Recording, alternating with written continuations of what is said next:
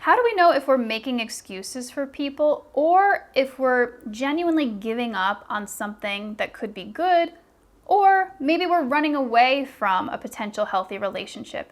It can get so confusing when we've had toxic relationships in the past and we're trying to figure out what's in front of us, what's going on here. So today I'm actually answering a question from one of the members of my Facebook group. And by the way, you guys, if you want to join my Facebook group, I'm going to leave the link here. It's a place where you can just post and get some support, get your questions answered. So come on over. So here's the question. When are we making excuses for people or just giving them a second chance because of something that happened, which may or may not have been a red flag? Or when are we just deciding to run away from people because of the pain from our past? And this is something that could have been talked about and resolved. Also, when do you just leave? Because it's clear as daylight that this person can be very disrespectful. But also, this person puts in quotation or in parentheses here, he is a very straightforward person, but what I've seen is he is friendly towards waiters, Uber drivers, etc.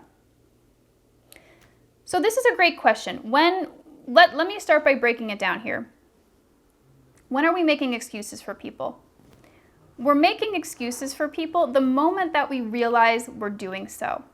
So if something has happened that's either a red flag or something that's bothered you, and you find yourself going, ooh, I didn't like that. That didn't feel good. But, he had a difficult childhood, and that's why he's like that. He has a lot of anger. He doesn't know how to deal with conflict because he didn't have a good example in his past. Or, I felt like that comment was very disrespectful, but, he's had a hard day. He's the head of a company. That's just how he talks to all his employees. So that's just what he's doing here. When you find yourself in those patterns, when you're justifying, when you're telling a story about why this person is acting the way they do, that's making excuses for it. Now, is it always a bad thing to do that? No.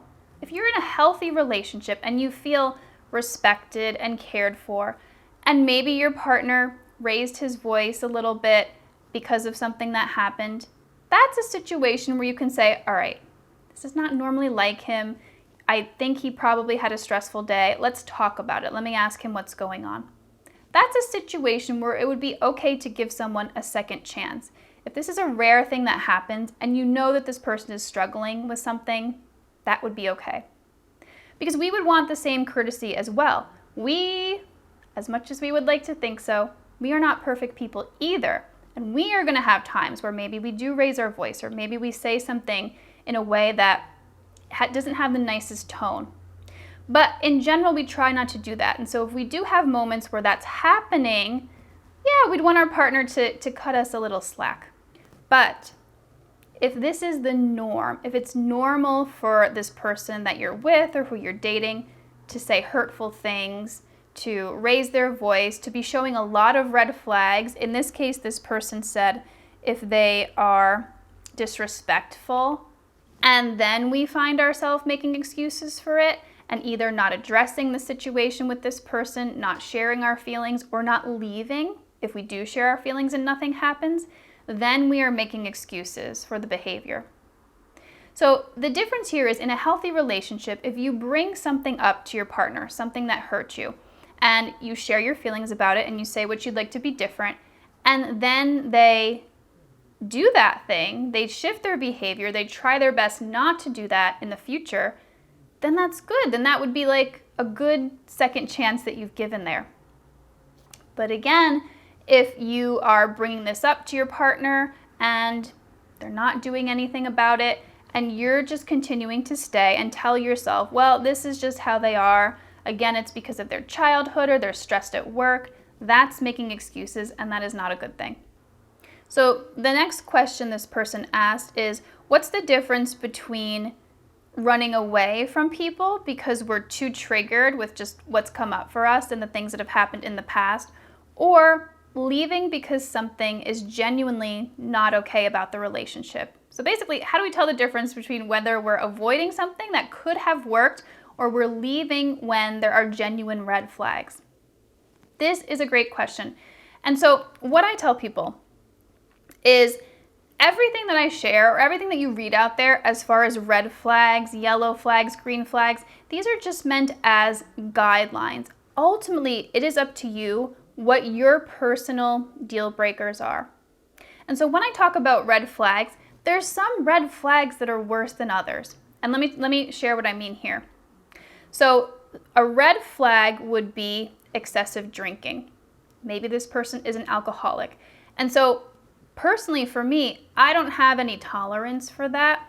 If I see that someone I'm dating is excessively drinking or just binge drinking, that's a no for me. There's no negotiation in that for me. There's no wiggle room for me. If I see that someone is like that, I'm out of there.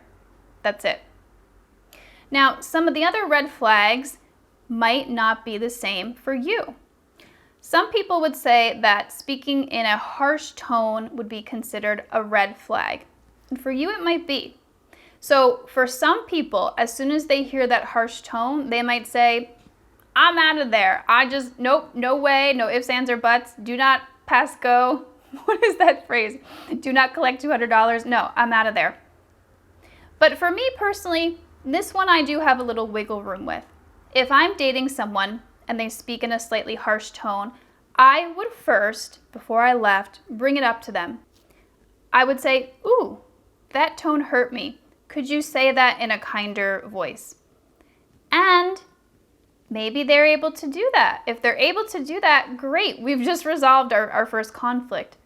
If they're not, and they're dismissive, and they just absolutely can't shift that, then I have my answer there. Then I know, okay, yep, this was a red flag. This person is unwilling to change this behavior to accommodate me. I'm out of here.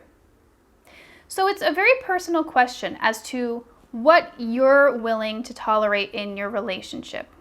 Now, I would never say that anyone should tolerate abuse or mistreatment, but there are minor things that you could address with someone before you decide that you're out of the relationship. Another example would be cheating. Like if you found out that your partner was cheating, that might be your red flag. That might be your limit, and you're out of there. But that might not be the same case for everyone. For some people, if they found out that their partner was cheating, they would want to talk about it first and see if they can resolve it first. For another person, texting another woman would be considered a red flag. But for another woman, that might not be a big deal, but it might be worth talking about before they decided that they didn't want to be in this relationship anymore. So it really here comes down to your own personal deal breakers. Let's forget about red flags, yellow flags, green flags. What are the bottom line behaviors for you that you're absolutely not willing to tolerate, that you don't even want to have a discussion about? You're just out of there. Maybe for you, it's like consistent lying, or again, cheating, or abuse. Whatever that is for you, get clear on that so you know, okay, these are the things that if they happen, there's no discussion, I'm out of here. Everything else might be open for a discussion. And in that discussion, you'll realize if this is a relationship you can continue with or not.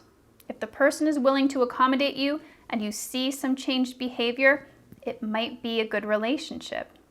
But if you don't, then you'll know. But at least you felt like you've talked about it. You've given it your best shot. You've given the person the chance to shift their behavior and show up in a way that feels good for you. Some people out there do teach that even if you see a red flag, you should talk about it first. Let the person know how you feel about it to give them the chance to change it, which I do agree up to a point. Like I was talking about before, there are certain behaviors that maybe for you personally, you don't even want to talk about because you're just not cool with. And that's okay. But yeah, I do think there is some wisdom in the advice to talk to someone when you do see a red flag. Because a lot of people don't know that what they're doing is considered a red flag and isn't acceptable. And if you're with a good partner, or at least someone who is open to healing and shifting their behavior, they would just need you to tell them so that they can do better.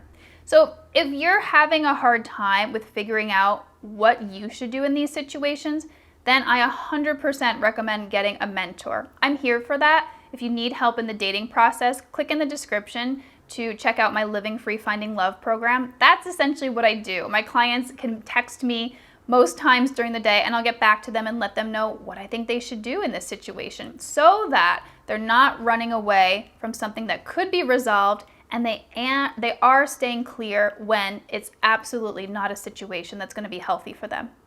So speaking of red flags, what are some red flags that you should look out for? What are some of the things that you personally can sit with and decide that those are your bottom lines, that those are your deal breakers? Check out a list of my dating red flags here. I have a whole video about them, and click here to subscribe. I come out with new videos every week on healing from toxic relationships and finding real healthy love.